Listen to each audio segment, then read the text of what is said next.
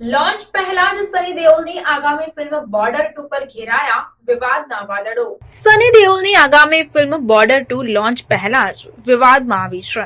આ film 1997માં release થયેલી બોર્ડરની sequel છે।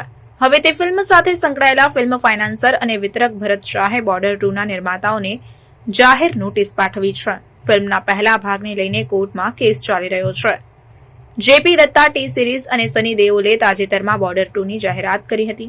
ભરત શાહ અને જેપી વચ્ચે મતભેદો હતા। આ નોટિસ દ્વારા વકીલ અજય ખાટલાવાલા અને લિટલ એન્ડ કંપનીના ભાગીદારે જણાવ્યું કે તેમના ક્લાયન્ટ ભરત શાહ અને બીના ભરત શાહ ફિલ્મ બોર્ડરના વર્લ્ડ રાઇટ્સના કંટ્રોલર છે।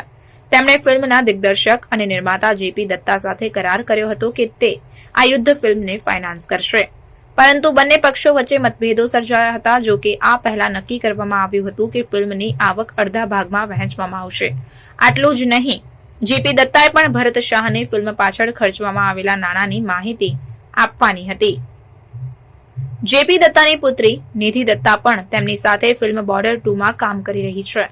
2014માં બોમ્બે હાઈકોર્ટનો પણ સંપર્ક કર્યો હતો। આ નોટિસમાં કહેવામાં આવ્યું હતું કે જેપી દત્તાએ ક્યારેય ભરત શાહ અને બીના ભરત શાહને કોઈ માહિતી આપી ન હતી અને ફિલ્મની નાણાકીય સ્થિતિ અને નફા વિશે પણ માહિતી આપી ન હતી। આવી સ્થિતિમાં હવે ભરત શાહ અને બીના ભરત શાહે જેપી દત્તા વિરુદ્ધ Indian film and TV producers કાઉન્સિલમાં ફરિયાદ કરી છે। અગાઉ 2014માં તેમણે બોમ્બે હાઈકોર્ટનો સંપર્ક કર્યો હતો। આ કેસ હવે સિવિલ કોર્ટમાં ટ્રાન્સફર કરવામાં આવ્યો છે।